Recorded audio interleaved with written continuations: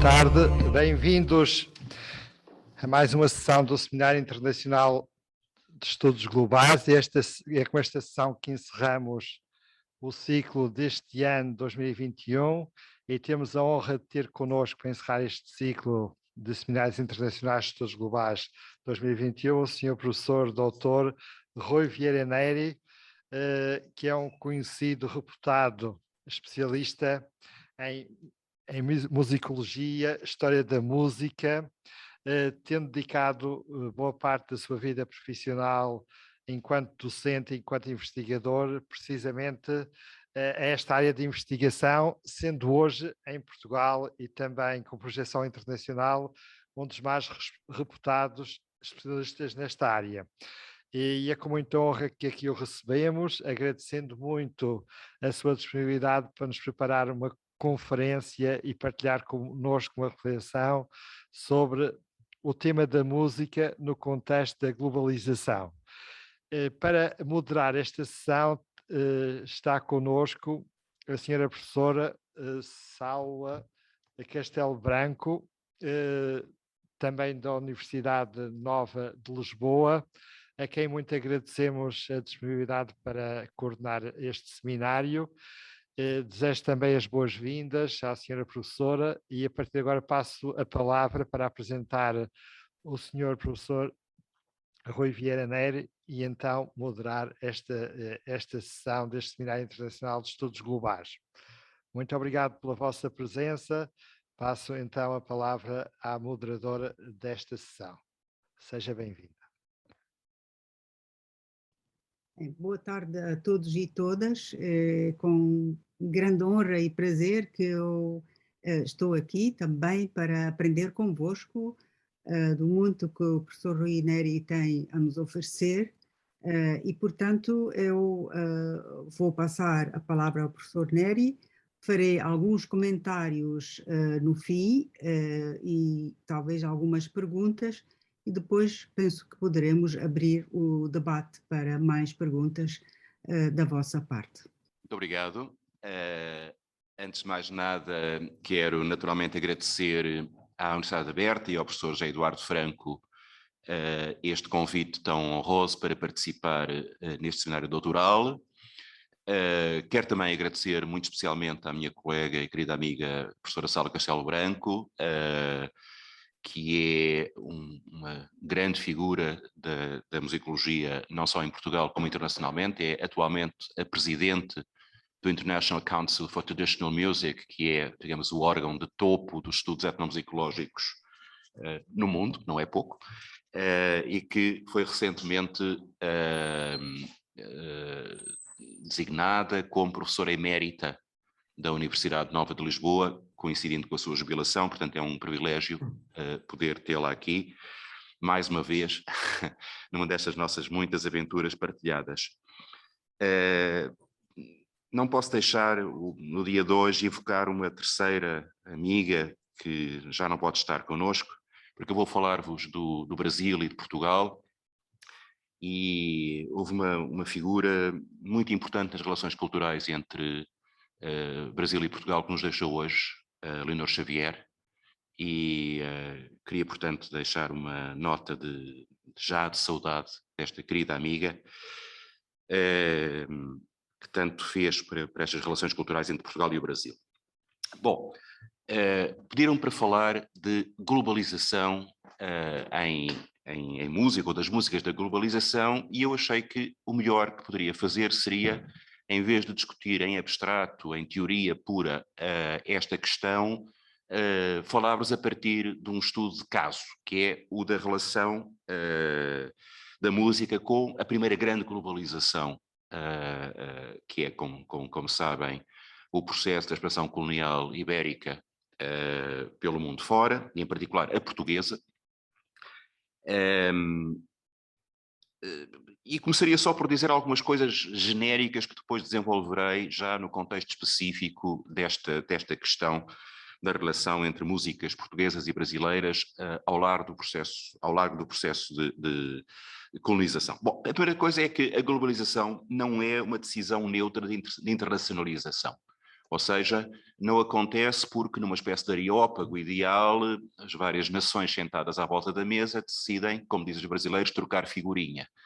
É o resultado de uma relação de poder e de uma relação de poder que tende a ser hegemónica por parte de alguns dos intervenientes. Ou seja, há centros disseminadores de modelos culturais e artísticos, designadamente musicais, e esses centros, em geral, coincidem com centros de poder que, graças a esse poder que é político, que é económico, que é militar, dão-lhe uma autoridade que permite a exportação do seu próprio modelo artístico e cultural, e até essa exportação desse modelo acaba por ser um instrumento importantíssimo do próprio processo de efetivação e de alguma forma, legitimação do poder político que está em jogo. Portanto, em termos muito gerais, poderíamos dizer que há, nos processos de globalização, centros emissores e zonas receptoras. Veremos que não é bem assim, ou seja, que sendo verdade que há este processo, digamos, de parceria desigual entre os intervenientes, há, no entanto, uma capacidade que os aparentemente passivos espaços de recepção acabam por adquirir nesse processo, sendo que, no entanto, como é que se processa essa imposição de modelos? Por um lado, pela própria vontade do poder administrador, do poder dominante, que naturalmente faz questão de multiplicar a aplicação do seu próprio modelo como um garante da sua própria dominação. Por outro lado, porque nos espaços colonizados se desenvolvem elites que tendem a mimetizar o modelo do poder dominador, tendem a aliar-se ao poder dominador através de uma estratégia de distinção que implica também a adoção das modas, dos usos, dos paradigmas, dos modelos culturais do poder dominador. Mas esta transmissão de modelos não é nem simples, nem literal, nem mecânica. Ou seja, estes modelos são reprocessados localmente. No momento em que chegam e que se pretendia que fossem aplicados de forma mecânica, automática e total, na realidade vão ser condicionados a sua aplicação local, por um lado, pela diferença de recursos humanos e materiais no próprio local em que estão a ser aplicados. E depois, porque, se bem que haja esse fenómeno que eu referi, de alguma vontade de mimetização por parte das elites locais, também há um fenómeno de afirmação de identidade local a partir do reprocessamento, da transformação do modelo que está a ser imposto. E o que é interessante é ver que não só se verifica este processo, ou seja, a transformação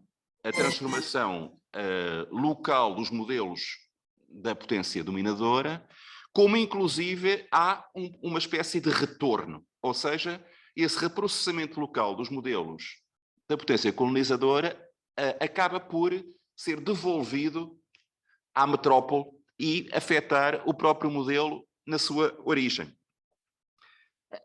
Há uns casos históricos conhecidos e clássicos deste processo. Estou-me a lembrar do caso, enfim, paradigmático da conquista da Grécia por Roma e, portanto, do poderio militar de Roma sobre a Grécia e, no entanto, a absorção em grande parte da cultura romana tradicional por uma cultura helénica e helenística e, portanto, a criação de uma espécie de síntese em que haja os poderes não sabemos muito bem quem é o colonizador e quem é o colonizado.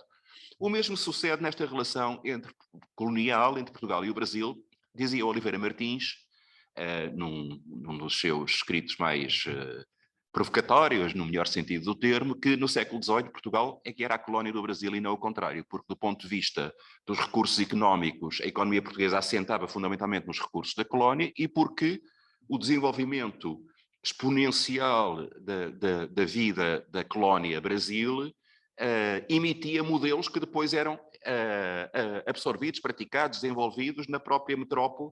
Às vezes não se sabe muito bem, em termos, se quisermos, estatísticos, quantitativos, quem é que modificava mais o modo de vida do outro parceiro. Por outro lado, é importante pôr esta questão da globalização um bocadinho num âmbito complexo que eu poderia comparar ao de uma cadeia alimentar. Como nós costumamos ver, o peixinho que é comido por outro maior, que por sua vez é comido por um tubarão e que por sua vez, se calhar, é comido por uma orca. Ou seja, a relação de dominação que existe entre Portugal e o Brasil é, por sua vez, modulada pelo próprio facto de que a cultura portuguesa é, em grande parte, modulada também, sem prejuízo da sua identidade, não é disso que estamos a falar, por modelos que lhes são exteriores, modelos gerais à civilização europeia, que têm a ver eles próprios com mecanismos de poder e de globalização. E, por conseguinte, este fenómeno específico da relação entre Portugal e a sua colónia brasileira, a América Portuguesa, como se dizia na altura, também é modificado, e eu vou-vos começar por pôr dois exemplos que têm a ver precisamente com isso. O primeiro exemplo é a de um canto-chão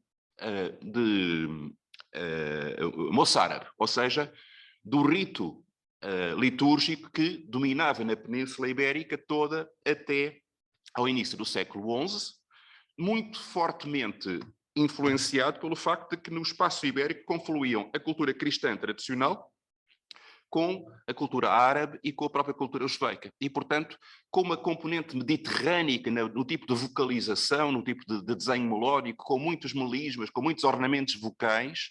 Vou-vos pôr um exemplo de um canto moçárabe.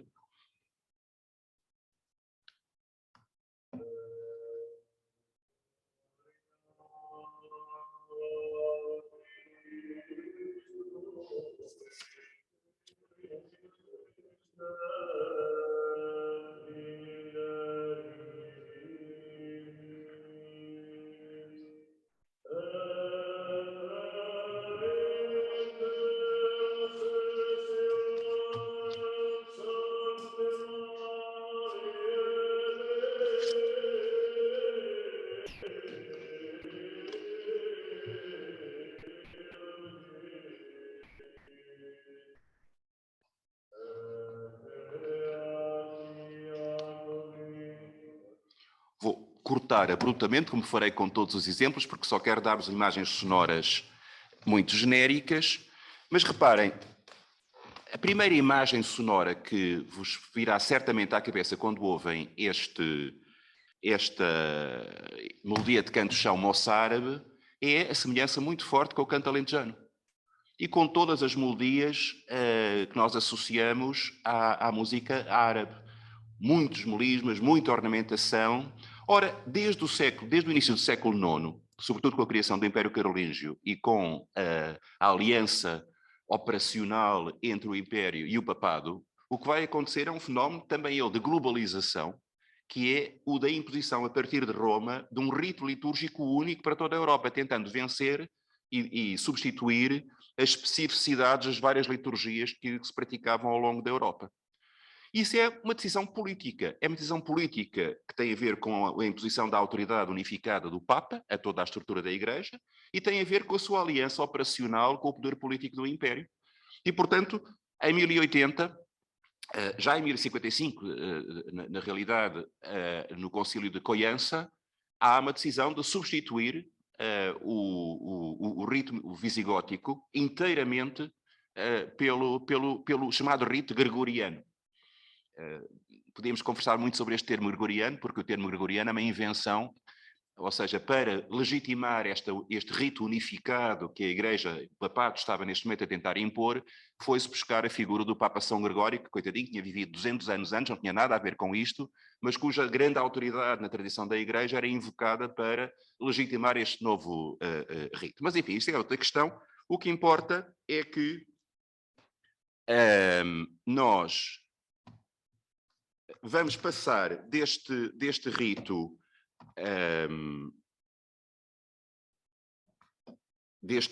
muito melismático, muito mediterrâneo, diríamos nós hoje muito arabizante, para aquilo que nós associamos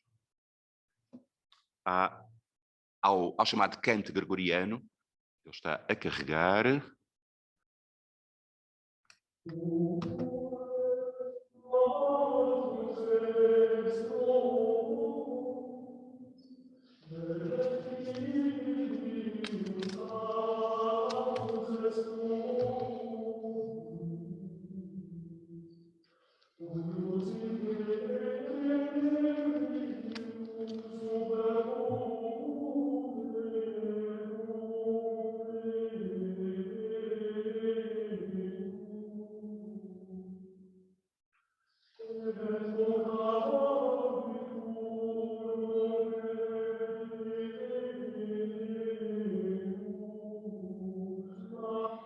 Ou seja, quando as caravelas portuguesas partem de Portugal e criam um espaço imperial, o modelo de canto-chão, ou seja, da música predominante na liturgia católica efetuada em Portugal, já é ele próprio um efeito de um processo de globalização, que foi esta uniformização do rito da liturgia cristã.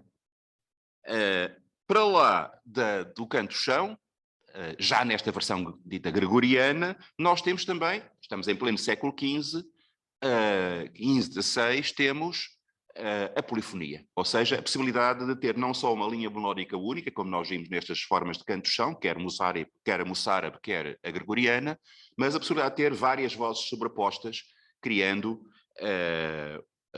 aquilo que se chamava contraponto. Ou seja, punctus contra punctus, nota contra nota, sobreposição de várias linhas. E dou-vos um exemplo de um dos compositores mais importantes portugueses do final do século XV, o Pedro do Porto, com um motete chamado Clamabat autem mulier Cananea, o motete da Cananeia.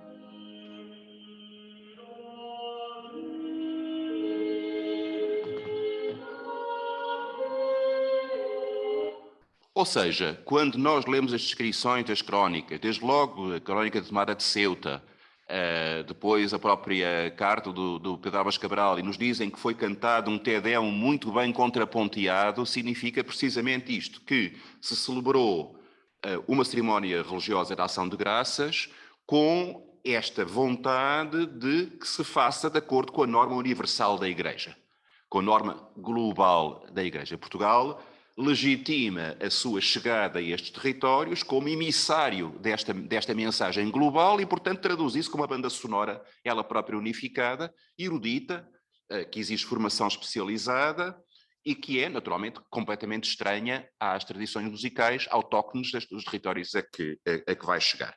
Mas não é apenas a música religiosa que vai a bordo das caravelas, é também um repertório profano igualmente desenvolvido, que tem designadamente formas como o vilancico e o romance, de que nós encontramos centenas de exemplos nos cancioneiros poéticos do século XV e XVI, em particular no cancioneiro Garcia de Rezende, e depois em todos os que se lhe seguem até ao período camoniano, e que é, obviamente, uma música erudita de corte, uma música de distinção, uma música que representa, digamos, o modus operandi da nobreza de corte, e que faz parte, de resto, da formação do fidalgo.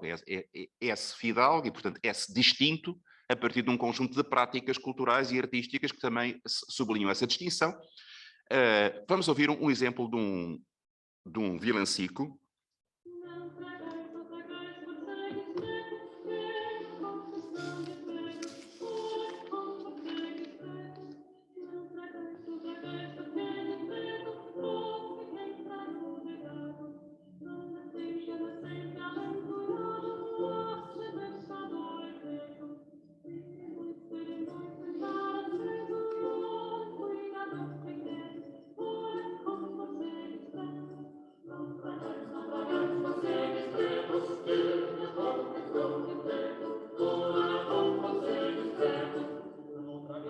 Esta é a música de que nos fala, por exemplo, Gil Vicente. Muitas destas obras estão identificadas porque Gil Vicente, que manifestamente tinha formação musical especializada, ao contrário de outros poetas que fazem referências à música mais abstratas, mais digamos, de uma estética global. O Gil Vicente tinha exatamente a noção, inclusive diz, agora canta-se a obra tal, canta-se o vilancico tal, canta-se o romance tal, e portanto nós até conseguimos, graças às fontes musicais, aos cancioneiros musicais do século XV e XVI em Portugal e Espanha, conseguimos identificar uma boa parte da música que de facto era feita para ser cantada nos autos de Gil Vicente, ou seja, no coração da corte. É este o modelo que segue, digamos, ao nível da camada de cima de quem lá chega. O que é que se passava na camada de baixo? Na realidade não sabemos. Seriam com certeza as músicas tradicionais portuguesas. É preciso dizer que este repertório de vilancicos e romances é um repertório misto, porque muitas vezes são versões sofisticadas de melodias que circulavam numa base popular. E, portanto, a fronteira entre o erudito e o popular é menos clara do que em períodos posteriores. Agora, chegando ao Brasil, põe-se naturalmente o objetivo imediato da evangelização e, portanto, do contacto com culturas, com tradições absolutamente diferentes, às quais é necessário trazer para o seio da Igreja, e isso é feito a mal e a bem. Enfim, o a mal, sabemos, enfim, a tragédia que em muitos casos isso representou. O a bem significa uma estratégia de comunicação que passa muitas vezes pelo uso de versões mistas. Por exemplo, o padre Anchieta, José de Anchieta, tal como o padre Manuel da Nóbrega, deixaram-nos cartas que descrevem com muito pormenor o que era o trabalho de evangelização e, designadamente, o que era esse esforço de comunicação. Não era por acaso que os jesuítas sempre foram poliglotas por definição, sempre foram os primeiros a propor dicionários bilíngues para cada uma das culturas com as quais contactavam. E vejam, por exemplo, esta Ave Maria, que começa com as palavras latinas Ave Maria e logo a seguir muda para Tupi-Guarani.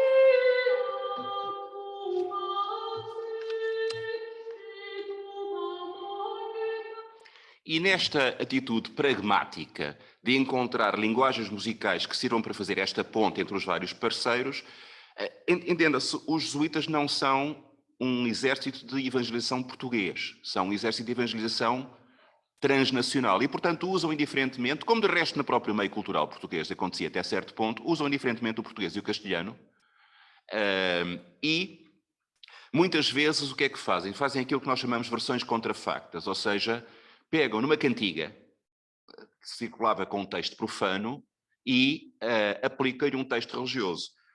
Por exemplo, havia um romance que falava de Nero, durante o incêndio de Roma, dizia Mira Nero de Tarpeia como Roma se ardia. Não é? Na rocha Tarpeia, Nero tocava enquanto Roma ardia. E o padre Anchieta resolve pôr-lhe Mira el malo com desprecio como Jesus,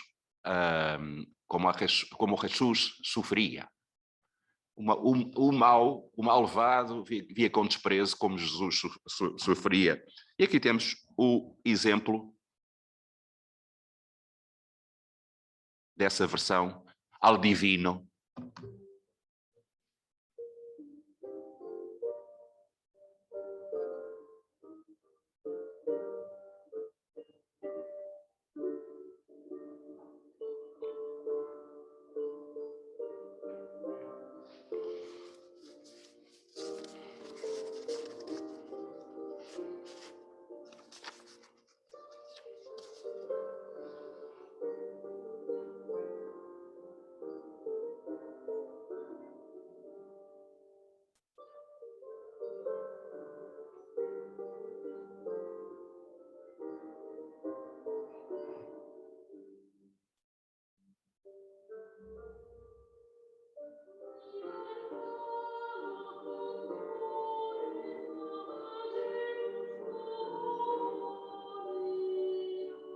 textos como o da Olia.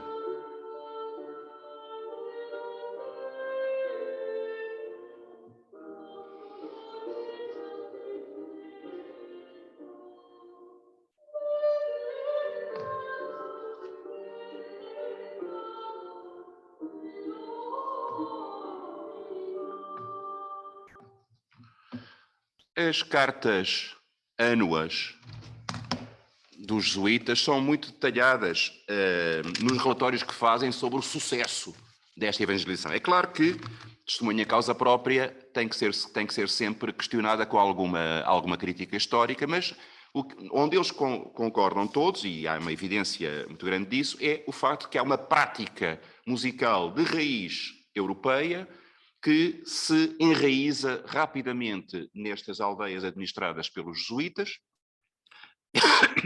que há um sucesso muito grande na formação musical de músicos indígenas, nunca dizem, mas nós percebemos isso nas fontes musicais de que dispomos, que inclusive começam a aparecer compositores indígenas a compor na mesma veia. E portanto, esta é uma estratégia de colonização que é também uma estratégia de globalização. Fazer com que as pessoas cantem na mesma língua, ou mesmo que em línguas diferentes, com as mesmas músicas, no mesmo sentido, para uma cristianização que, de alguma forma, é a legitimação última da própria presença do poder colonial nesse território. À medida que as instituições religiosas portuguesas se vão implantando nas cidades nascentes do Brasil e vamos aparecendo instituições religiosas de grande dimensão e que reproduzem as tradições de produção musical das suas congêneres no Portugal europeu. O que nós vemos é precisamente isso, é uma vontade de importação de modelo, ou seja, as autoridades eclesiásticas, num primeiro momento, o que querem é que se faça exatamente o mesmo que se faz no reino. E vemos algumas das fontes mais antigas. Nós, no caso do Brasil, temos um problema grande, é que nos faltam muitas fontes musicais, porque o clima é terrível e corrompe o papel de música. E, portanto, as fontes mais antigas que nós temos datam já da viragem para o século XVIII, embora algumas tenham peças anteriores. E dessas peças anteriores, queria expor rapidamente dois exemplos, uma de polifonia religiosa latina.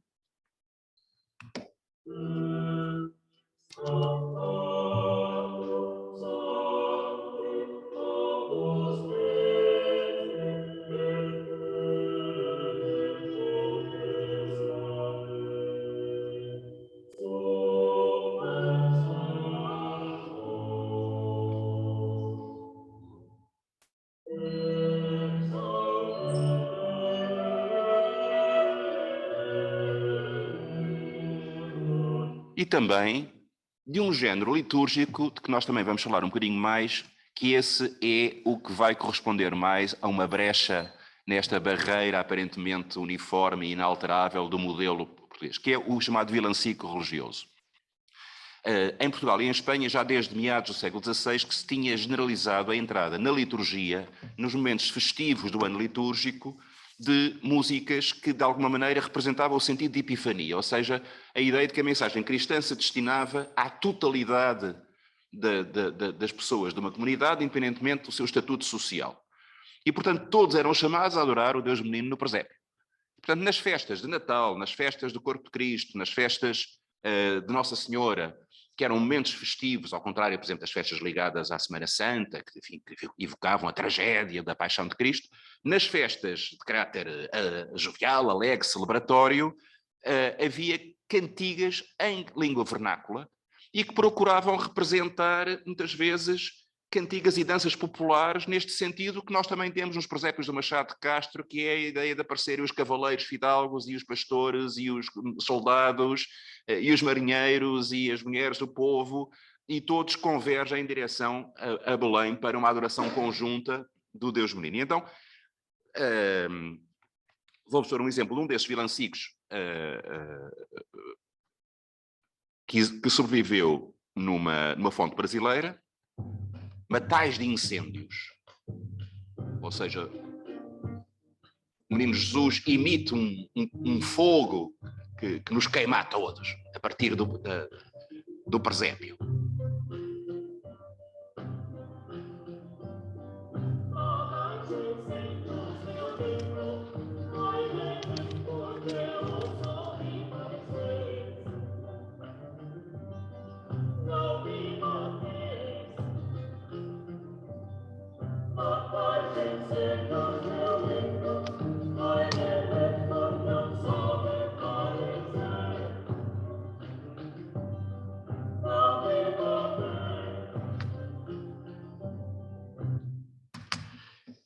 Há um instrumento musical levado de Portugal que vai ter uma difusão enorme, que é a viola.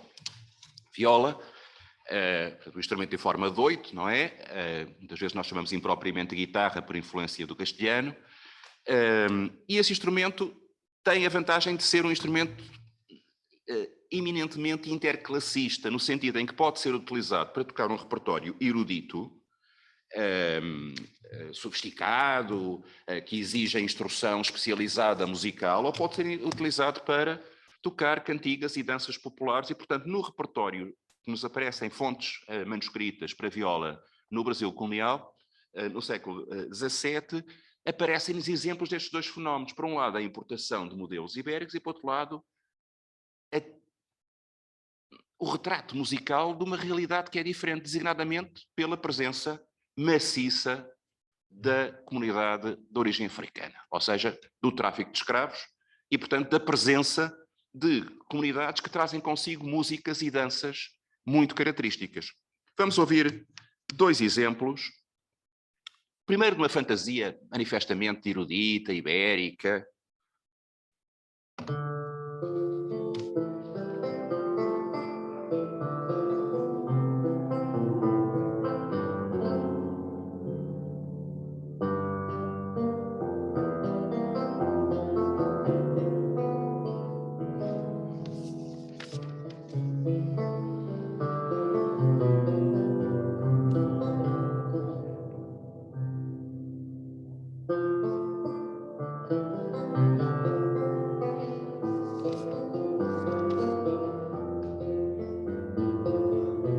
E no mesmo manuscrito encontramos esta peça que se chama Paracumbé.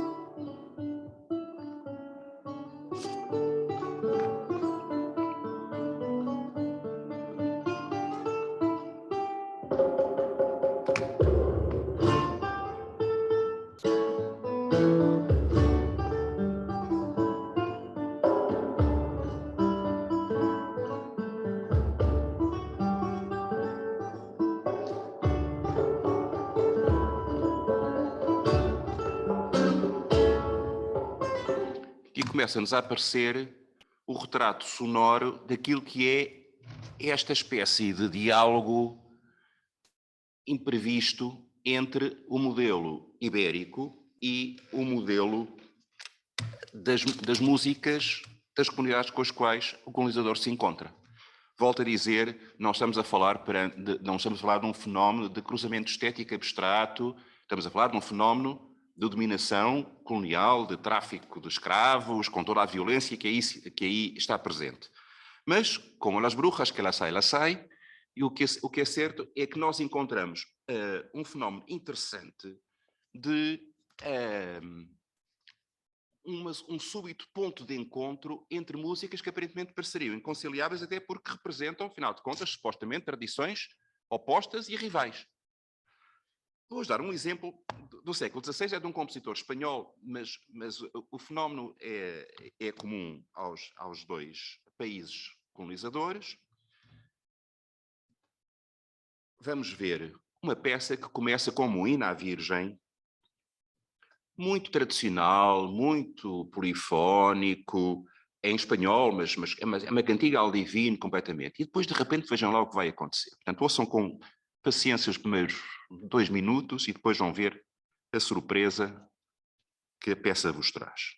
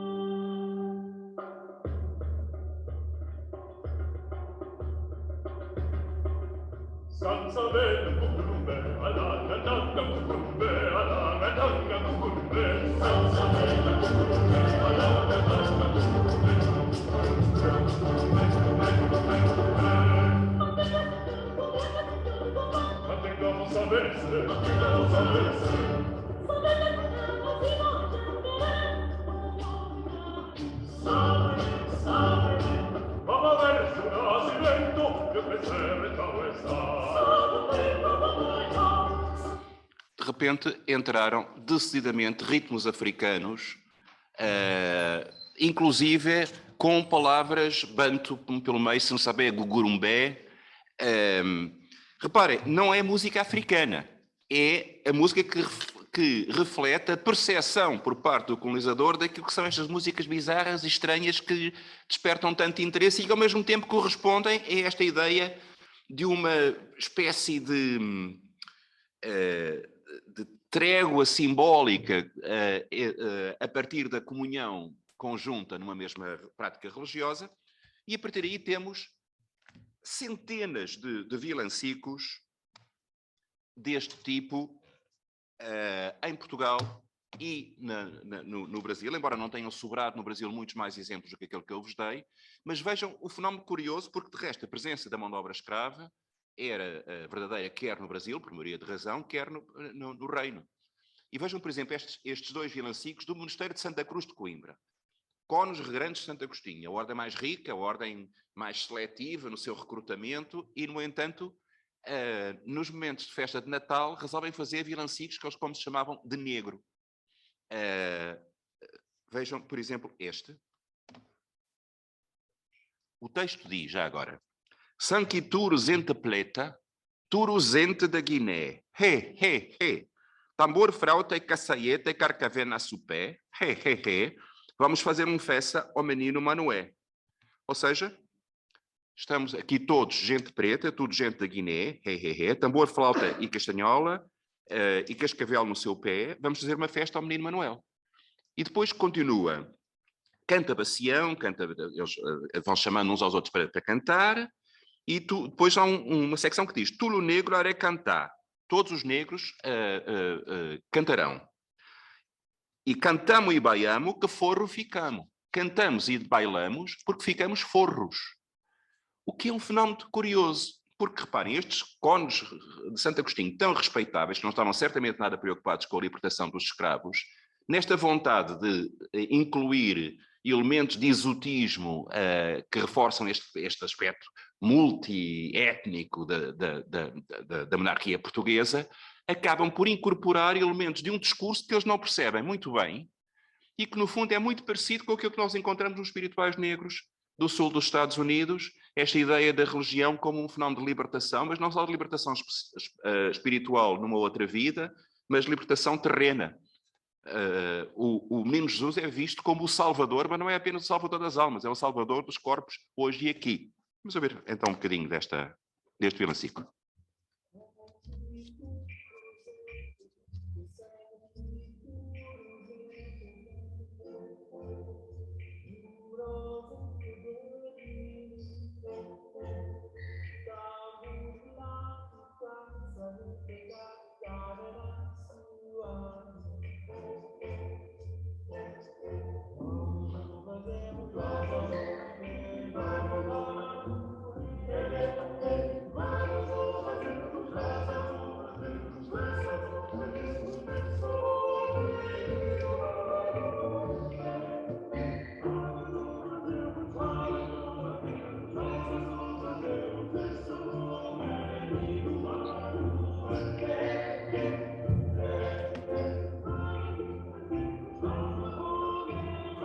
Claro que isto é uma versão estilizada, ocidentalizada, europeizada, branqueada, se quiserem, do modelo de música africana que está a ser utilizado.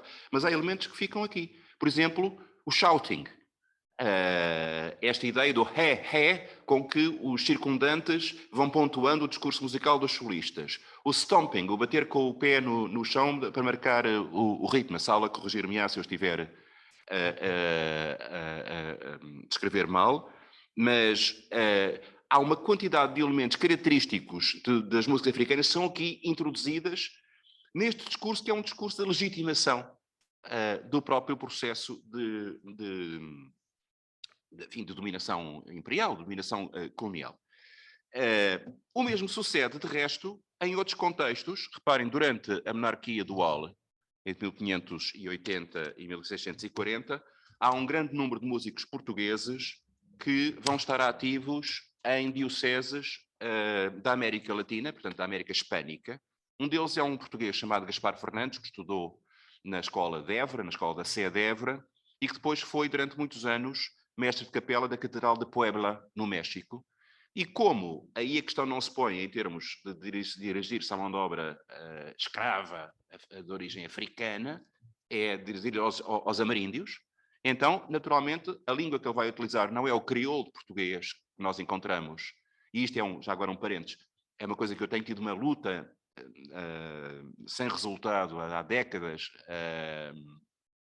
a este respeito. Estes vilancicos têm alguns dos primeiros registros escritos dos processos de formação de crioulos de português e de castelhano. Mas os linguistas, por alguma razão, e os historiadores da língua, como está um texto colocado debaixo de uma pauta de música, acham que aquilo deve ter um vírus qualquer e portanto, eu ainda não consegui que alguém da linguística trabalhasse sobre estes documentos, que eu acho que, reparem, não é bem a chamada língua de preto que já está detectada e estudada, por exemplo, no Teatro Gil Vicente, etc.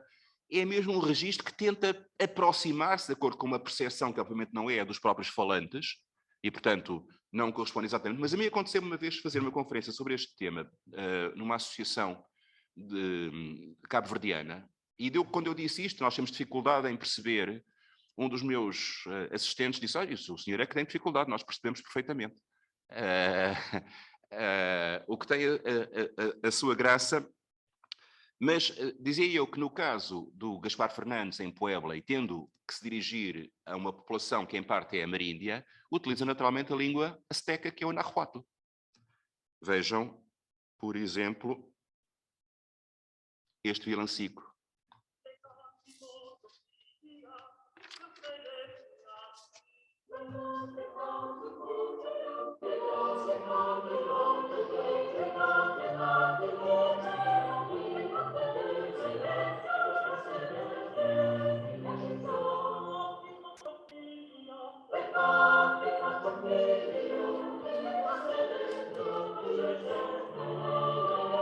Se tem alguma familiaridade com a música tradicional mexicana, sobretudo indígena, isto é um corrido. Pam, pam, pam, pam, pam, pam, pam, pam, pam.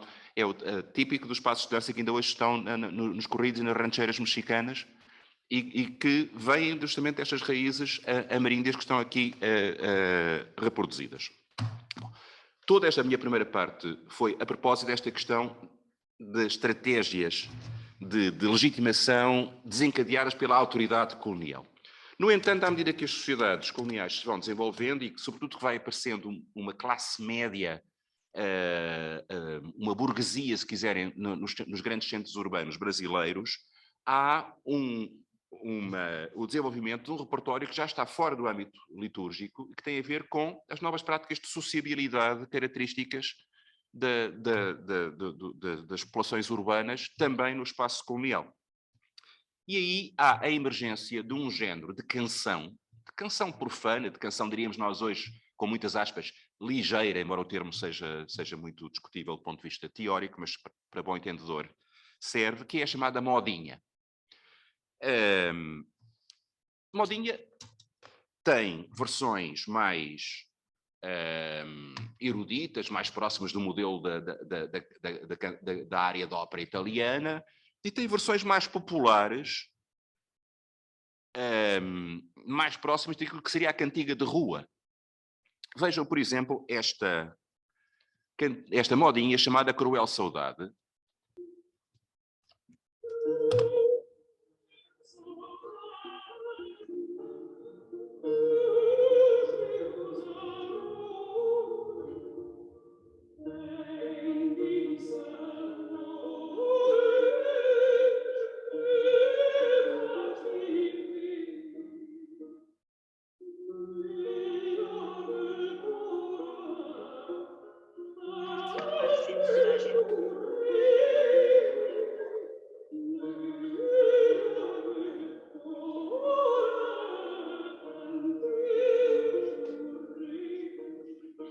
É uma cantiga com uma melodia sentimental, expressiva, fácil, sem grande complexidade de construção. É uma melodia que podia facilmente... Aliás, esta melodia é da autoria de um compositor chamado Manuel José Vidigal, que tocava viola, e que era uma espécie de música ambulante que as pessoas convidavam para tocar em festas em sua casa. Não se esqueçam, isto é o início do século XVIII, quando começa a haver a ideia da abertura da casa ao exterior, da abertura do salão como espaço de sociabilidade. A casa deixa de ser aquela fortaleza onde só entra a família, o padre e o homem da funerária quando chegar à altura da saída, e passa a ser um espaço de acolhimento, de convívio, de fraternização com os pares e até de espaço de representação da distinção social, mostrando que já se acedeu às graças sociais. E o Vidigal, que era, enfim, um homem um bocadinho marginal, até às vezes não se dava bem nesses meios, até há uma história de que um dia uma das senhoras do salão em que ele estava a cantar começou a conversar enquanto ele cantava e ele partiu-lhe a viola na cabeça. Portanto, temos aqui uma cantiga popular. Agora, queria que ouvíssemos uma outra, e reparem com atenção no texto.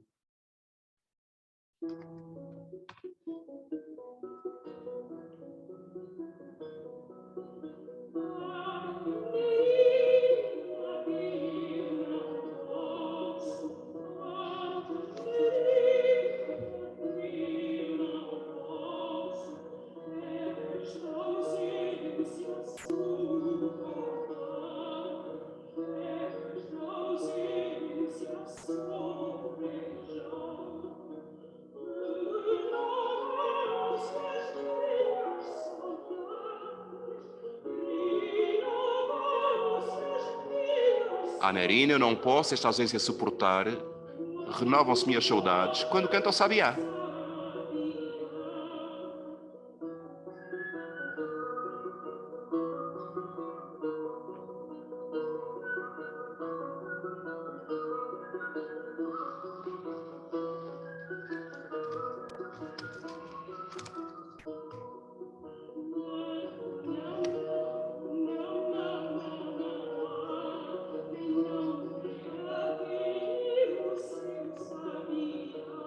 Num contexto europeu, estaríamos a falar com certeza do roxinol, que é o habitual a metáfora da projeção dos sentimentos de sofrimento no canto triste do roxinol. Aqui é no sabiá. Portanto, isto é claramente uma coisa que nasce de uma realidade tropical,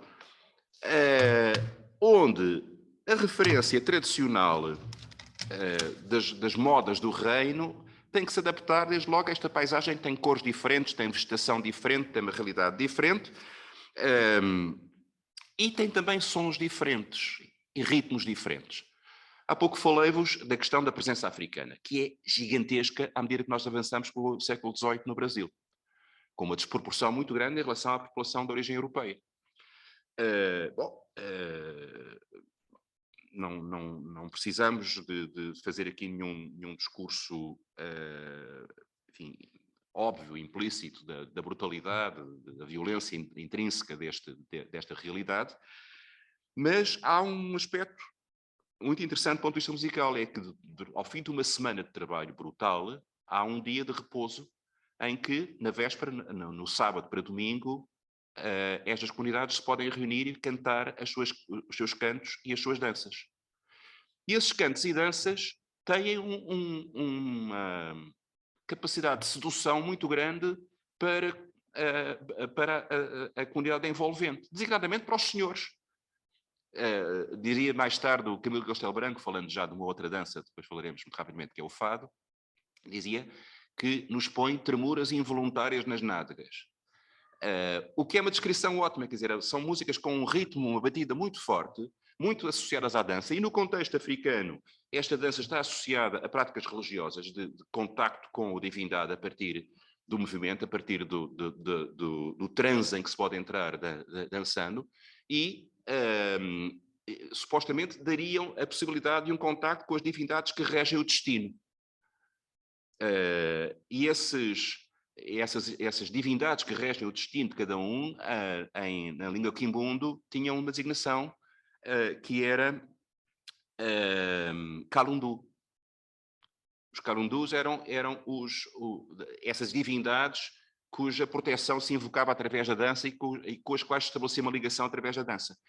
Para o observador exterior, que não tem essa perspectiva religiosa intrínseca desta dança, só se vê que é uma dança muito sensual, em que as senhoras rebolam as cadeiras, em que os corpos tocam com o umbigo na umbigada, ou a perna contra a perna, a pernada, e, portanto, há um lado assim aliciante, pelo lado um bocadinho debochado, que aparentemente, num olhar exterior, se associa a esta ideia.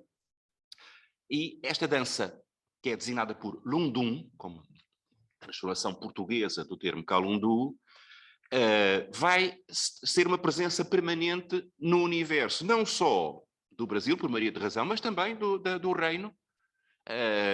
Nós temos muitos versos do Nicolau Tolentino, por exemplo, falando da loucura, da fofa, da loucura do Lundum, como dança que chegou do Brasil e que conquistou o imaginário popular. Vamos ouvir, há um exemplo único que nós temos em notação musical, obviamente, por razões evidentes não podíamos ter uma gravação, mas temos um exemplo transcrito em notação musical por quem? Por dois alemães, o Dr. Spix e o Dr. Marcius, que em 1816 foram para o Brasil acompanhando a arquiduquesa Leopoldina, que ia casar com o herdeiro da coroa, o futuro Dom Pedro IV, Dom Pedro I do Brasil.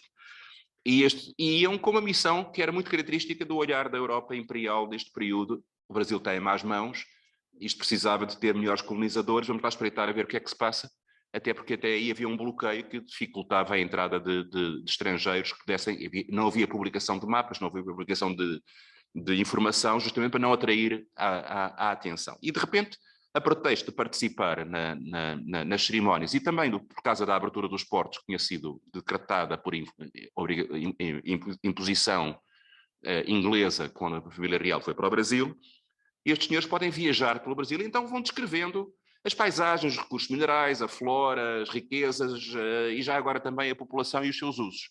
E eles registram este Lundum.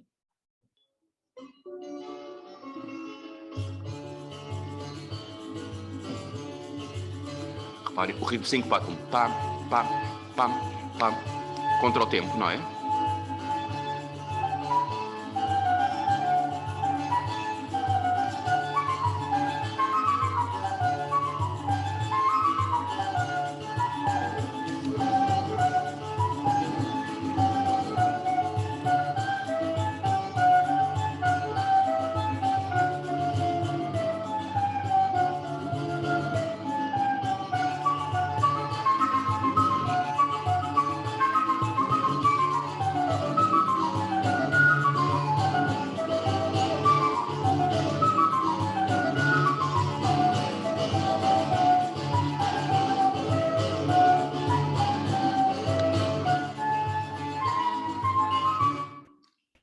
Há um toque sambado evidente, e não é por acaso, porque o samba é uma das derivações que depois, nos finais do século XIX, surge a partir desta raiz, e vão surgir muitas modinhas com este mesmo ritmo, que circulam também por Portugal, designadamente porque havia uma grande quantidade de estudantes brasileiros que vinham estudar para a Universidade de Coimbra, e que formavam uma comunidade muito intensa, com cerimónias e festividades organizadas.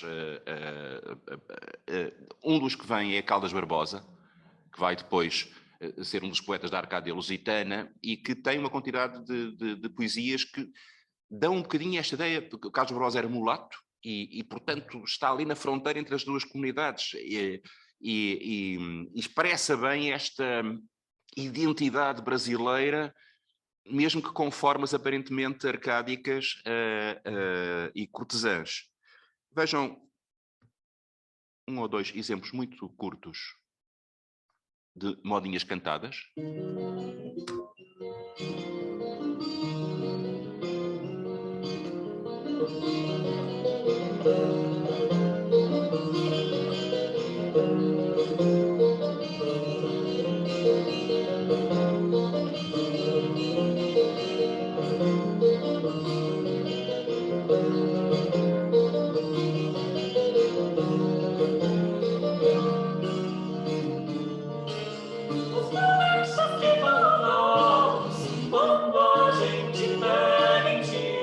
São coisinhas tão mimosas que nas outras nunca São coisinhas tão mimosas que as outras nunca vi. Ou esta?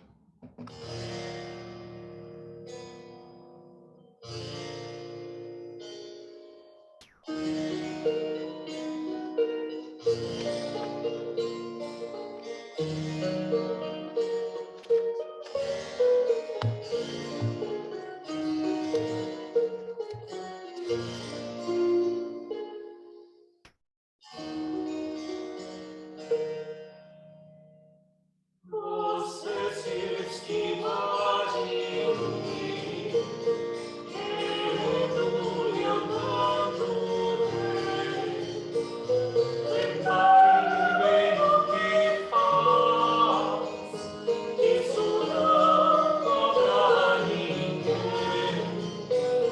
Repare bem no que faz, isso não cobra ninguém. Apareça, não se esconda, não fuja de quem E queria-vos dar um último exemplo, que é, mais uma vez, o do Torna Viagem. Ou seja, estes lunduns comuns em todo o Brasil, que chegam a Portugal com uma popularidade enorme, que são dançados nos teatros, inclusive com grande escândalo dos viajantes estrangeiros, que acham muito esquisito que numa cidade civilizada europeia se dancem estas danças obscenas e que as senhoras assistam impávidas e sem corar a uma dança que imita perfeitamente o ato do amor. Isto dizia o general de Maurier, que esteve em Portugal na década de 1770, muito escandalizado como é que isto era possível, isto não seria possível no outro lado. E depois, numa segunda edição, ele tem um rebate de consciência e recebeu uma carta de um correspondente português que corrige alguns dos dados e dizem: este meu amigo português diz que não imita perfeitamente o ato do amor. Mas, no entanto, é indecente, reafirmo que é indecente. Mas o Tolentino, por exemplo, falava muito do doce lundum chorado e do encanto das modinhas brasileiras. O Beckford, que esteve em Portugal em 1787, William Beckford, e que ficava sempre encantado com tudo o que fosse esta aparente sensualidade descontrolada que ele encontrava nas práticas católicas por oposição ao puritanismo britânico. Tem textos maravilhosos sobre as modinhas, diz que são uma coisa, quem nunca ouviu uma modinha não sabe o que é o prazer, mas cuidado porque elas entram dentro de nós, pensamos que estamos a beber açúcar e estamos a beber veneno, portanto contagia-nos para a imoralidade. E encontramos uma sucessão de danças afro-brasileiras geradas por esta mistura descontrolada, desregrada entre modelos africanos, ritmos e de danças e de formas e harmonias ocidentais, que, para lá de se tornarem dominantes no espaço brasileiro, até virem a ser, num segundo momento, consideradas como um fator de identidade proto-nacional, por assim dizer, ao mesmo tempo contaminam, entre aspas, contagiam o gosto popular na própria metrópole, no próprio reino, no próprio espaço do colonizador. E aí geram dois tipos de consequências. Uma, que eu admito possa ser um bocadinho far-fetched como explicação, mas que é um gosto pela melodia expressiva na música religiosa portuguesa final do século XVIII, que também tem a ver com os ideais do classicismo um pouco toda a Europa, mas que aqui, dizia um dos meus antigos professores, o professor Gerard Beat, que era o gosto modinheiro da música sacra portuguesa. E outra que é de cada vez novos ritmos dançados que chegam do Brasil e que começam por baixo, começam pela taberna, começam pela festa de rua e depois vão encontrando fórmulas mais sofisticadas para entrar no espaço das classes médias. Uma delas é uma dança de que nós temos descrições desde o início do século XIX, como já sendo generalizada e paralela ao lundum e com muitas características em comum, que se chama o quê? Fado. E não é por acaso que o lundum é a dança para comunicar com as divindades que controlam o destino e que esta outra dança, que tem muitos elementos comuns, se chama precisamente destino, fado, não é? Devo dizer-vos que ao longo de todo o século XIX, quando o fado se enraiza em Lisboa como espaço preferencial, a partir dos meios, dos contextos das classes populares, da taberna, do bordel, da festa de rua, da festa religiosa, e aparece o primeiro grande ícone do fado, que é Maria Severa, que em 1840 se torna a amante do Conde de Vimioso e ganha uma notoriedade muito grande por causa disso, depois que ela morre de tuberculose, como era muito característico neste período nas classes populares e particularmente nestas mulheres mais expostas a todas estas maleitas, circula um fado da Severa que conta a história dela e elogia. E o elogio é sobre a beleza dela, sobre a voz que é encantadora, mas sobretudo sobre o pezinho maroto a dançar, sobre as ancas que rebolam, sobre o peito alteroso que se sacode durante a dança. Ou seja, até praticamente final do século XIX, o fado, mesmo na sua versão portuguesa, e mesmo embora tendendo gradualmente a afastar-se do lado dançado para a parte puramente cantada, mesmo em finais do século XIX, nós ainda temos, por exemplo, caricaturas do Rafael Bordal Pinheiro, que mostram os líderes da monarquia constitucional dos vários partidos, Afonso Pereira de Melo, Mariano de Carvalho, a dançarem o fado com o Zé Povinho, para o convencer a votar, e uma extraordinária do rei Dom Carlos, a dançar com o primeiro-ministro, com o Zé Luciano de Castro, do rei Dom Carlos com uma guitarra na mão, a dançar com o Zé Luciano de Castro, o fado. Ou seja, até praticamente finais do século XIX isso acontece. Eu queria que nós ouvíssemos, para terminar, o fado da Severa, precisamente, numa gravação histórica, muito barulhenta, mas que não resiste a pôr-vos, para dar um pouco a imagem deste torna-viagem.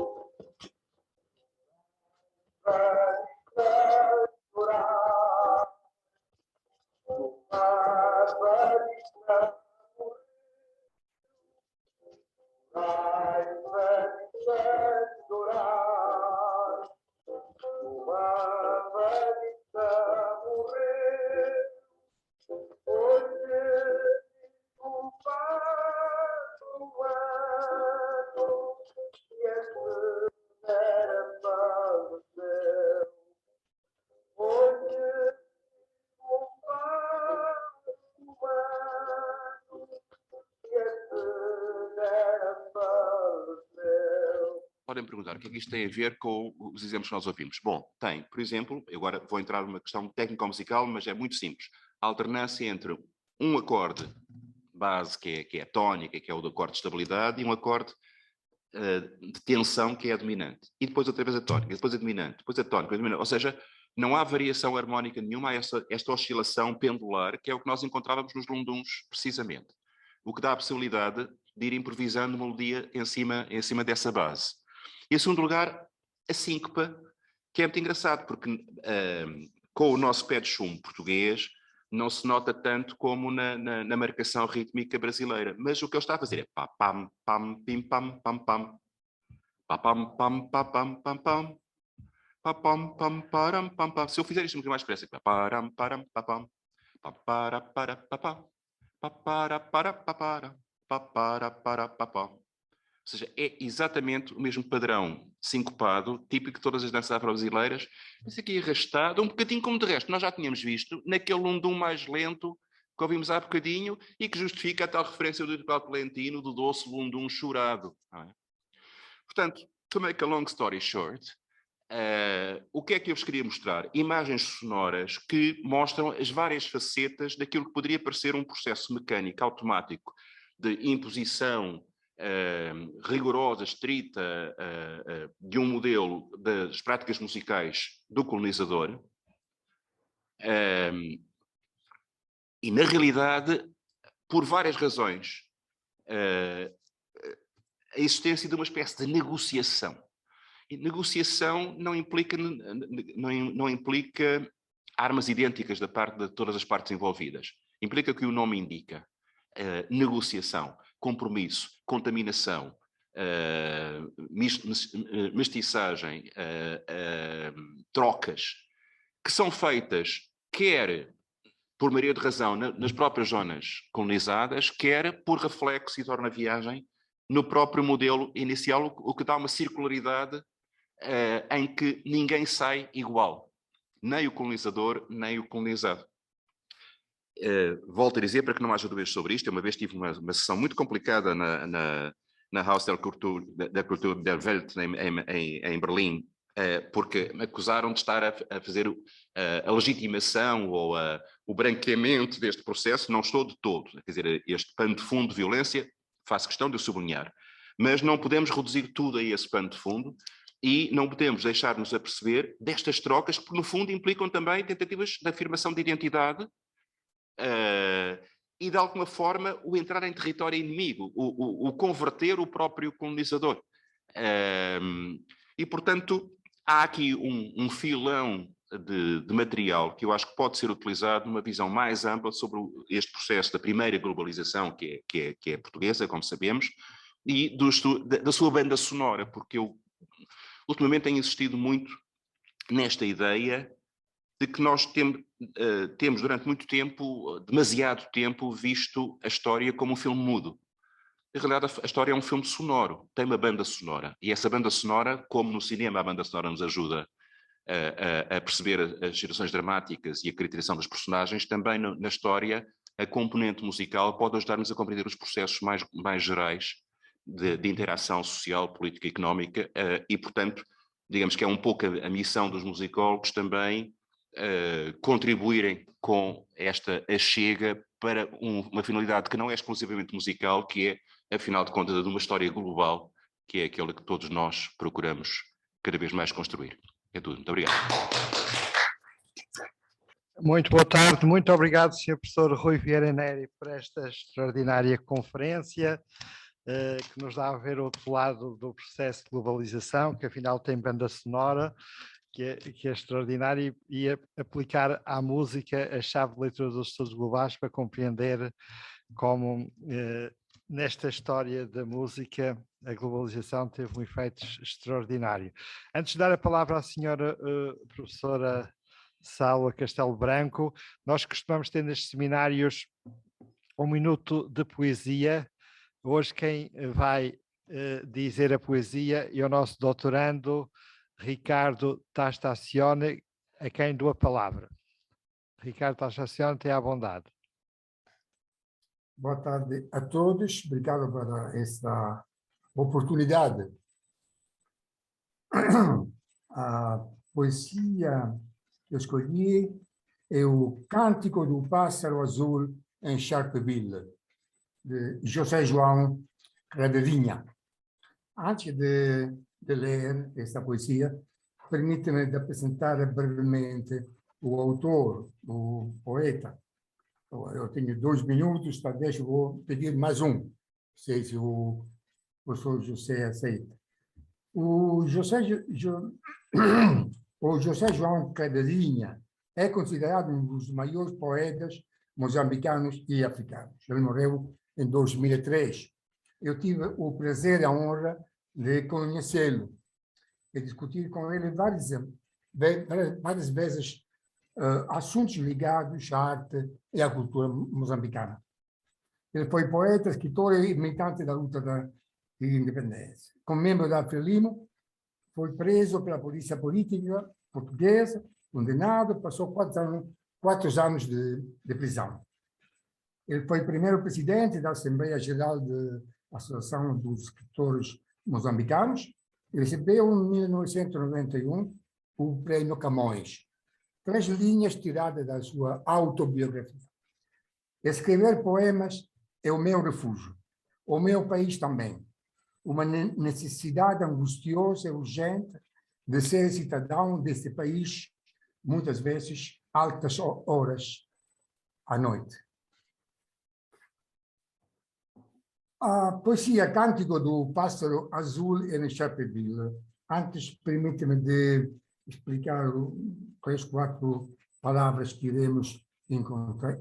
Sharpeville é um lugar na África do Sul, onde em 1960 ocorreu uma repressão sangrenta, uma greve de trabalhadores negros mineiros, moçambicanos e sul-africanos. Na poesia devemos encontrar 2 ou 3 palavras locais, alguns acho que vocês conhecem, Machamba, naturalmente, é o campo, Chitotonguana é um passarinho saltilenante azul que vive na área de fronteira entre Moçambique e África do Sul. O imbondeiro é um grande árvore, uma árvore com um tronco imenso, chamado também baobab, insomma, tem vários nomes. Última palavra que devemos encontrar é ronga. Ronga é um grupo étnico e um povo que vive na área de Maputo, na fronteira, no sul, na área frontaleira entre África, entre Moçambique e África do Sul.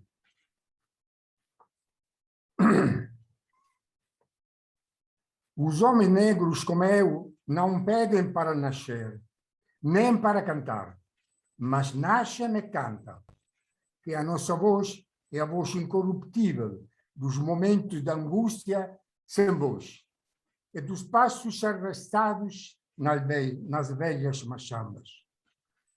E se cantam e nascem os homens magos de olheiras fundas como eu, não pediram a blasfêmia de um sol que não fosse o mesmo para uma criança bantu e um menino africano.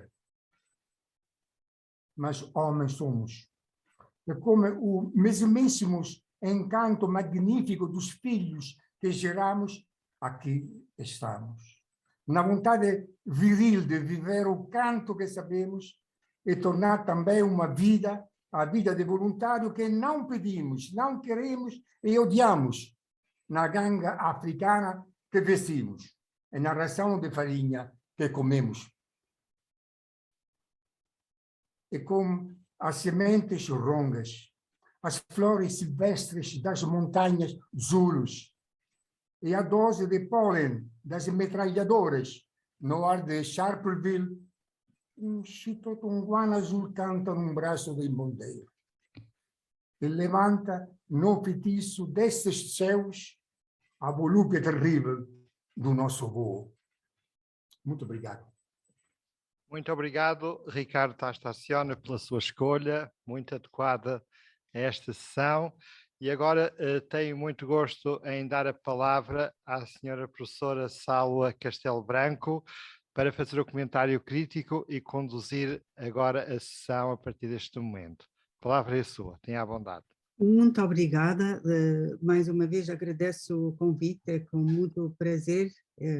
Estou honrada mesmo de estar aqui nesta sessão tão interessante, tão rica e tão, digamos, aprendi imenso desta conferência tão interessante.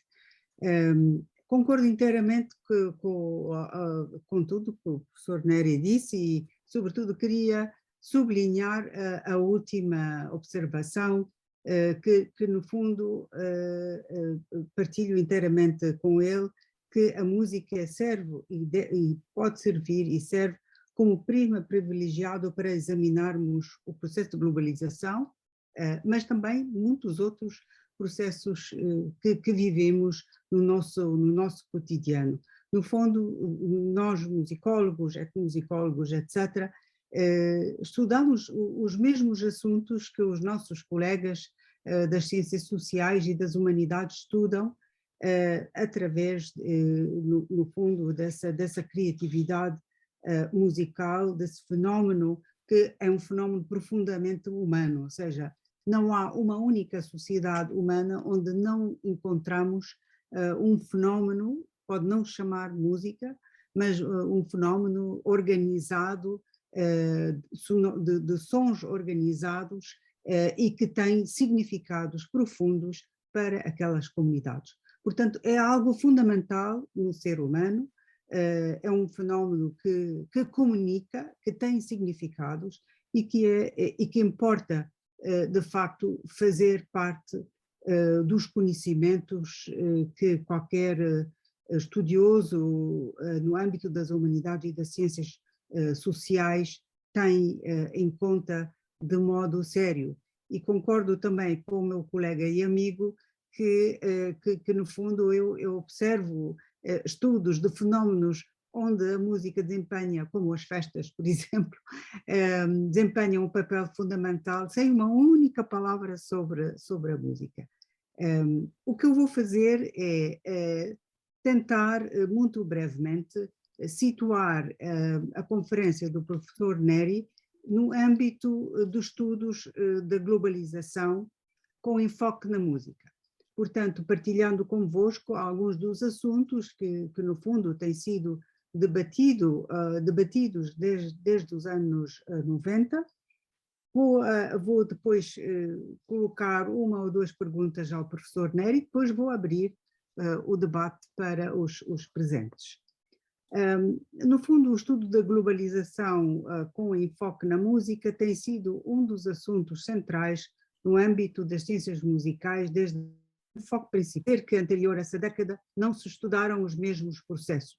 Os assuntos analisados na palestra do professor Neri enquadram-se no debate teórico atual no âmbito da musicologia e da etnomusicologia, em torno de processos de globalização, nos quadros colonial e pós-colonial. Conforme aponta o etnomusicólogo Martin Stokes, num artigo de revisão que ele faz em torno dos processos da música e dos processos ligados à globalização, este debate foca diversos assuntos, entre os quais destaco, evidentemente que há outros, o intercâmbio musical no contexto da história colonial e do processo de missionação. Portanto, ouvimos magníficos exemplos e de facto este assunto foi um dos assuntos importantes integrados na palestra que acabamos de ouvir.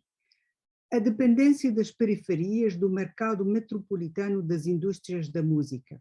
No fundo, tendo a limitação do tempo, o professor Neri teve que parar aqui antes, mas partilhou conosco um exemplo de uma gravação sonora, enfim, que reconstrói um momento histórico e que testemunha, de um certo modo, a importância dessas indústrias da música nesse processo de circulação de sonoridades, de ideias, etc. A reinscrição pelos média do discurso e da concepção colonial em torno do outro. Evidentemente que estamos a falar de fenómenos como a world music e outros. E os processos da apropriação colonial, evidentemente, são importantes, a reprodução da relação hegemónica entre centro e periferia, e esta questão do centro e da periferia, penso que também foi aqui muito abordada de forma muito interessante, e a produção e circulação de global da música popular mediatizada, como é, por exemplo, o caso do fado.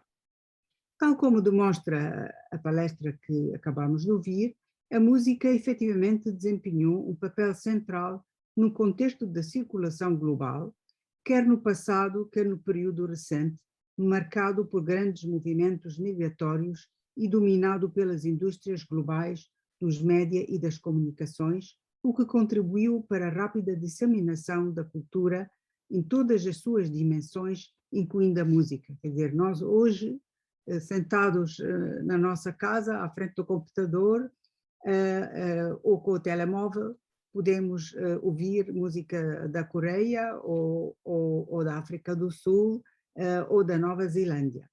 A globalização implica mudanças culturais e transformações sociais. O professor Neri falou dessas mudanças culturais e das transformações sociais que ocorreram como resultado da presença portuguesa. Os estudos em torno da globalização no âmbito da música enfatizam a necessidade de compreendermos os processos musicais à luz destas mudanças, tendo em conta o modo como atores sociais negociam relações assimétricas de poder e como diversos contextos e momentos históricos foram configurados através de encontros com o outro, muitas vezes no quadro da dominação colonial efetuada com recurso à violência.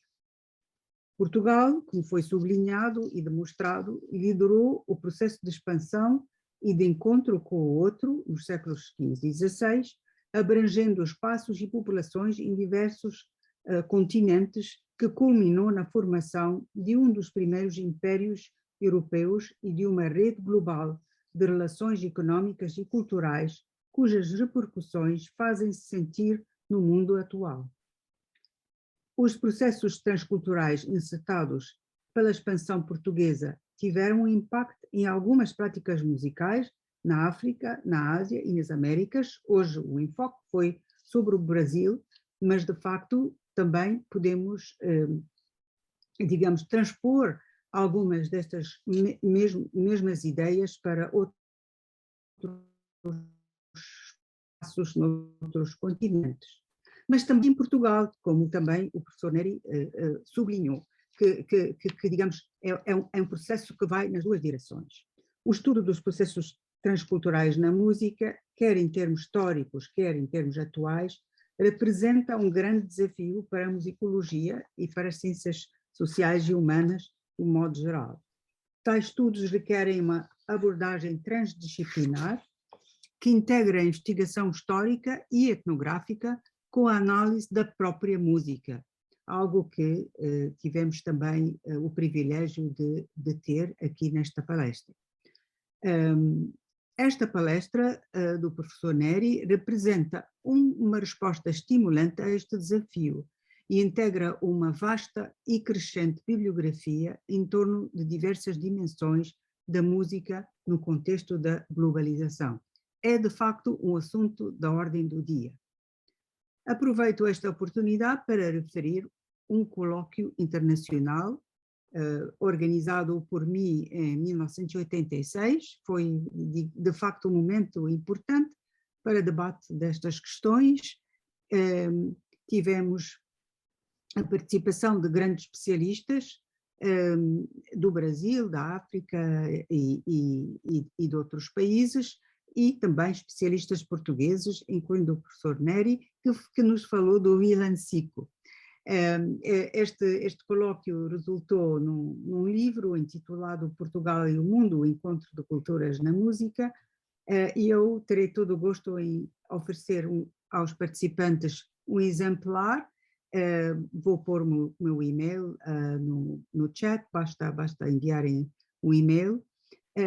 Embora os estudos publicados nesse livro abordem os processos transculturais na música a partir de perspectivas enfim, dessa altura, dos anos 80, 70, 80, na realidade, algumas das conclusões e recomendações apresentadas no livro permanecem relevantes até a atualidade.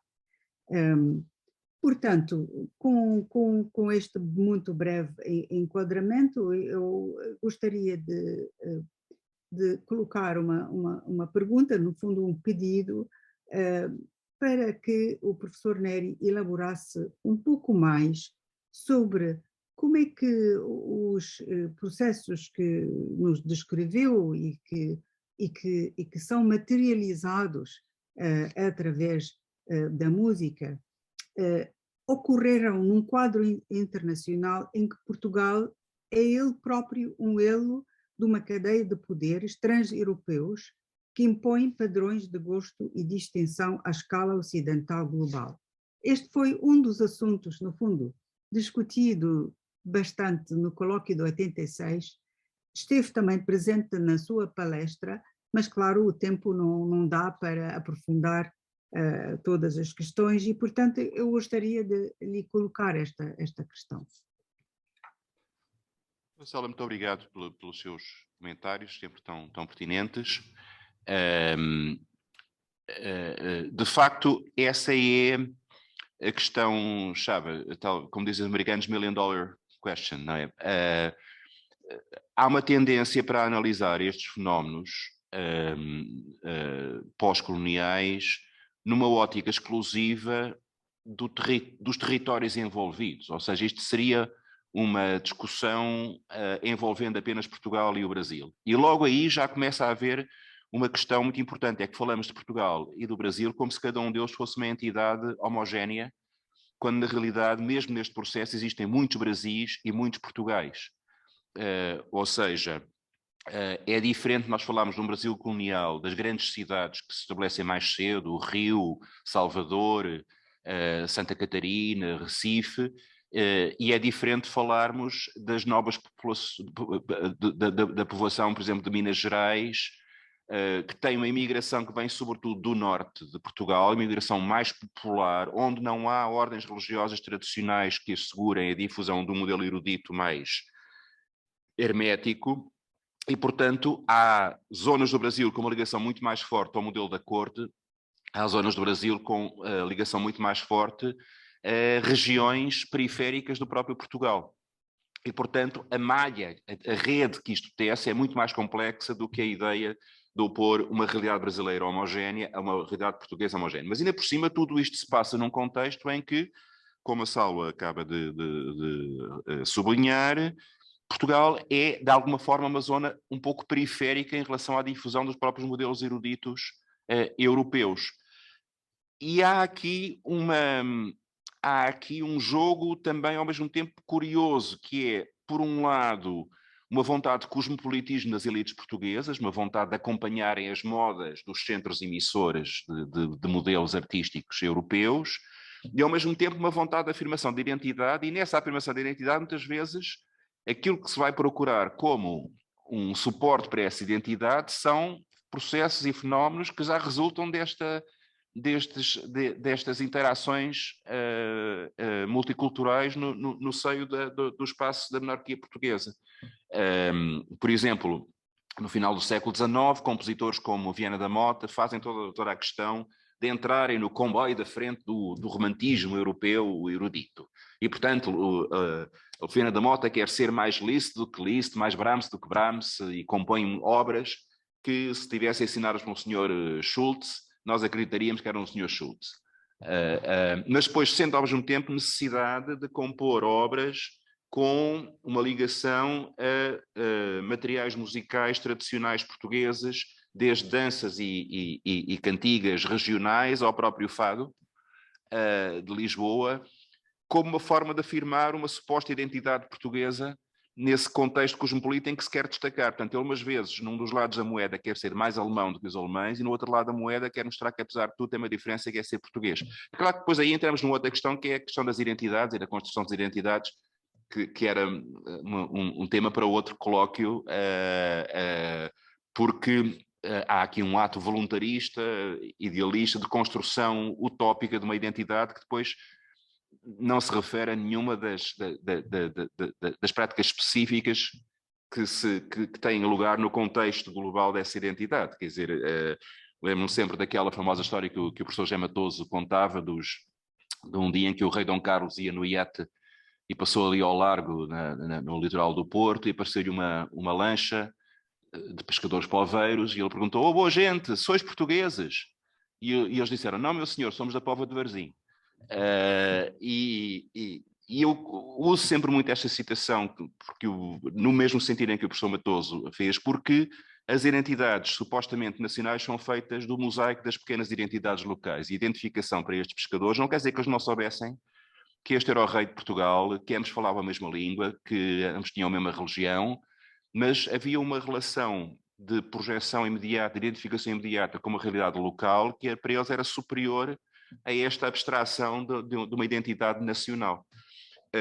Portanto, obviamente que isto é tudo complicado. Quando eu digo, por exemplo, que este sabor modinheiro, este gosto pela melodia sentimental, expressiva, de fácil identificação emocional por parte do ouvinte, domina muito a música portuguesa, mesmo a música portuguesa erudita no final do século XVIII, e que isso tem a ver também com este gosto pela modinha, pela melodia sentimental profana, eu não posso esquecer que, ao mesmo tempo, um pouco por toda a Europa, isso está a acontecer no âmbito do classicismo, e que o Mozart quando compõe a Flauta Mágica, põe o personagem do passarinheiro, o Papageno, a cantar umas canções populares. Ein Mädchen oder Weibchen will Papageno sich. E isto é uma cancioneta popular rural que os homens do classicismo, que são todos iluministas e maçons e liberais, fazem questão de injetar no discurso erudito. Portanto, há aqui uma mistura de um modelo transnacional com uma realidade específica portuguesa, e essa realidade específica portuguesa tem a ver com esta realidade colonial. Um outro aspecto que eu também faço questão de sublinhar, vamos ver, eu apresentei-vos isto em termos muito genéricos, não é? Apesar de mesmo assim ter indicado, quer dizer, muito não só estas fusões, estas miscigenações, estas contaminações não são pacíficas, não são feitas em abstrato como uma mera opção estética, têm um contexto político mais amplo que acho que é preciso. Por exemplo, o retrato que os vilancicos de negro ou que os lunduns, compostos por compositores eruditos, apresentam das práticas musicais africanas é um retrato, em geral, um bocadinho infantilizador. A ideia de que estamos perante uma gente que não é verdadeiramente adulta, que precisa de ser guiada, que precisa de ser protegida, e que tem estes comportamentos exóticos um pouco divertidos, uma sensualidade um bocadinho desregrada, como seria de esperar que gente que não é verdadeiramente civilizada. Portanto, este discurso, por detrás de um aparente fascínio pelos processos musicais dessas tradições, tem depois uma contrapartida de um discurso colonial muito, muito forte. Portanto, isso tem que ser... Mas, por outro lado, também é importante ver que esta tal identidade portuguesa, que desde o romantismo nós invocamos sempre como uma espécie de mantra, que é feita de muitos materiais que não são necessariamente nascidos na Serra da Estrela nem na planura alentejana, quer dizer, que têm a ver com esta contribuição de múltiplas culturas reprocessadas num contexto português, e portanto que há de alguma forma também uma dívida cultural na formação da cultura portuguesa a estes processos de troca, mesmo em condições duras.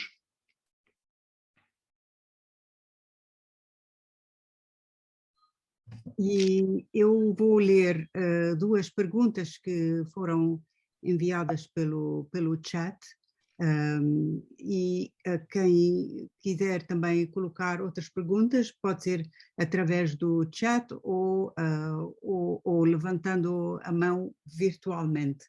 Portanto, é uma pergunta de Manuela Batista, que pergunta: será que podemos considerar as influências afro-brasileiras na música portuguesa como uma das primeiras manifestações da globalização na música?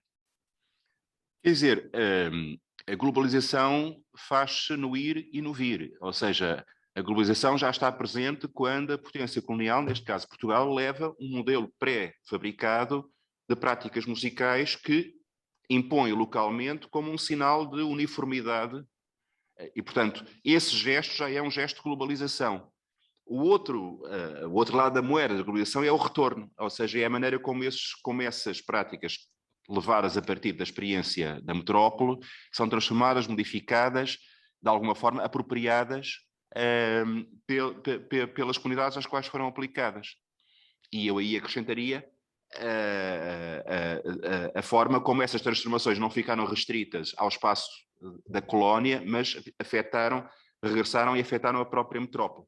Portanto, eu diria que há aqui três momentos circulares, não são, que é, por um lado, o fenómeno da colonização e da imposição estrita de um modelo que vem da cultura erudita do colonizador, o reprocessamento local dessa cultura e a reentrada do resultado desses processos de processamento, de transformação, no próprio modelo original. Tudo isso é globalização.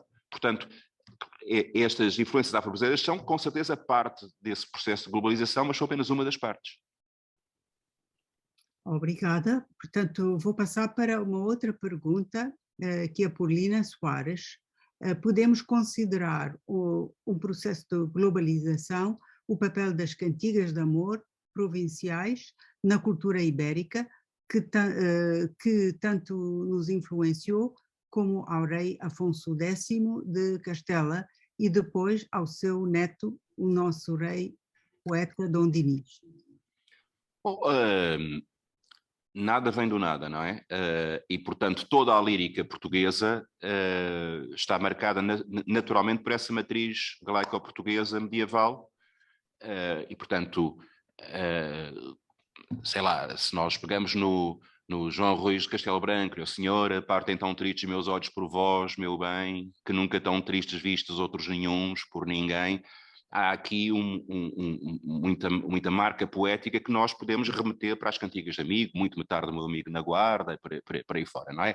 E o mesmo acontece a muita da temática da saudade, da distância, da ausência, da partida, que nós encontramos sistematicamente da coita de amor, que nós encontramos geração após geração. Portanto, nesse sentido, no sentido em que, na formação daquela matriz portuguesa que foi nas caravelas, claro que o legado galaico-português, trovadoresco, está presente. Já não está vivo. Por exemplo, há uma coisa que é muito difícil, eu muitas vezes tenho esse problema com orientandos meus brasileiros, que vêm entusiasmadíssimos com a ideia da influência da música trovadoresca nos cantadores do Nordeste do Brasil.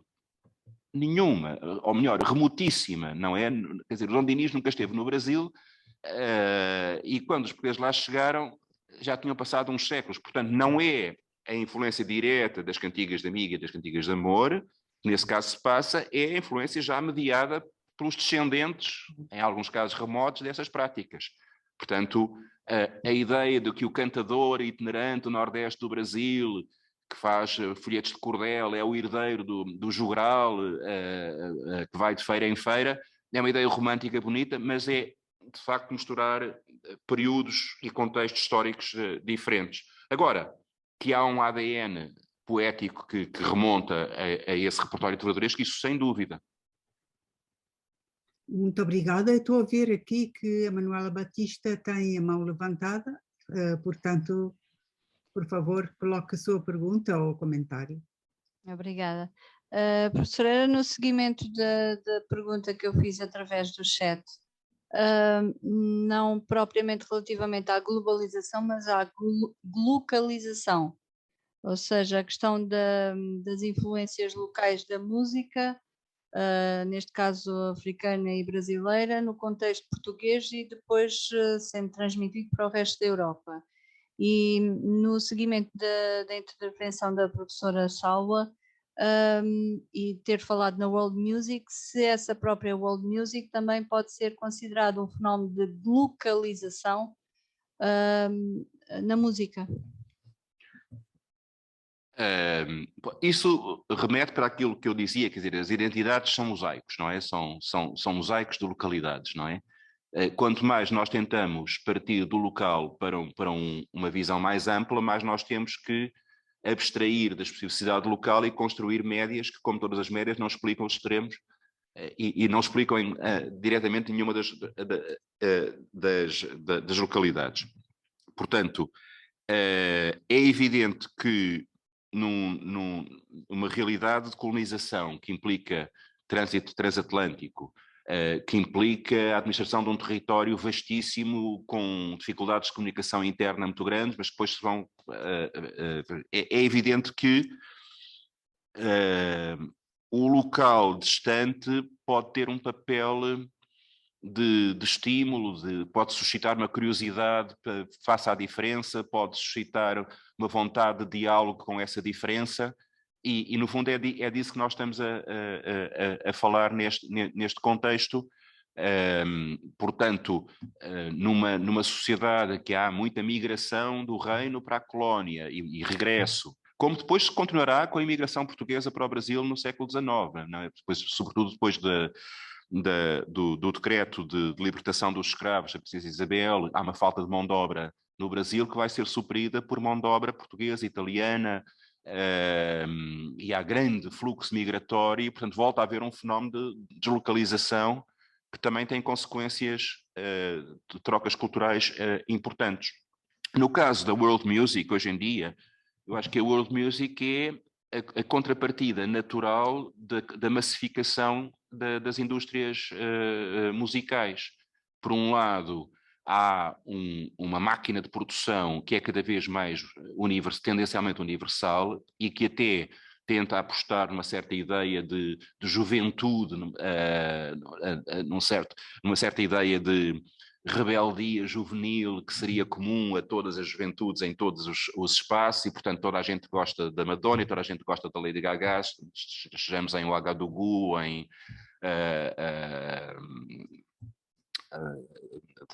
na Tailândia ou na Noruega, mas ao mesmo tempo, por um lado, essa noção de identidade global é frustrante porque apaga as especificidades locais e, portanto, vem ao mesmo tempo com uma necessidade que essas mesmas comunidades que absorvem com deleite essa mensagem universal sentem de afirmar a sua especificidade e de ter curiosidade em relação às especificidades alheias. Portanto, não é por acaso que temos simultaneamente um grande circuito das estrelas desse mercado massificado único e, ao mesmo tempo, um circuito paralelo complementar de alguma forma de contrapoder de mostras de músicas específicas de tradições diferentes. Os mesmos públicos que vão aos concertos de rock das superbandas industriais depois gostam de saber também o que é que se passa no canto alentejano e o que é que se passa nas percussões nigerianas e no gamelan da Indonésia e na samba de roda da Bahia. E depois, por outro lado, até acabam muitas vezes por levar a fusões entre as duas coisas. Versões do pop rock massificado que dialogam com as tradições locais. Nós temos aqui, no caso português, muitos exemplos interessantes disso no rock português, logo a partir do pai Rui Veloso, que é esta ideia de um beat de rock internacional combinado com uma sensibilidade melódica, com uma temática poética, com uma postura de vida, com um conjunto de questões que são eminentemente locais. Portanto, são duas faces da mesma moeda e são duas faces profundamente interpenetradas, ao mesmo por mais contraditórias que à partida possam parecer. Mais alguma pergunta? Não estou a ver aqui virtualmente nenhuma mão levantada. Bem, portanto, resta juntar-me ao coro de agradecimentos que também chegaram aqui pelo chat, ao professor Rui Neri por esta magnífica conferência e passar a palavra ao nosso anfitrião. Ok, muito obrigado. Resta-me associar a todos os que apreciaram tanto como eu esta conferência, que foi tão reveladora de um tema que pode ser tratado na perspectiva da globalização e de que maneira, e que abri aqui uma outra janela no quadro dos nossos estudos globais para inserir temas que à partida possam ser muito específicos, mas podem ser tratados à luz desta chave de leitura, e o professor Rui Viana fez de forma brilhante, e também agradecer muito à senhora professora Sálua Castelo Branco as considerações que fez e a moderação que fez de forma tão competente, agradecer a presença de todos neste seminário e desejar um bom regresso a casa a quem está aqui no auditório, e eu estou em casa, bom regresso a casa em casa. Muita saúde e a continuação de um bom trabalho doutoral aos nossos doutorandos. E ao Sr. Professor Rui Vieira Neves, mais uma vez, no nosso sentido, obrigado pela sua partilha de tão extraordinário saber.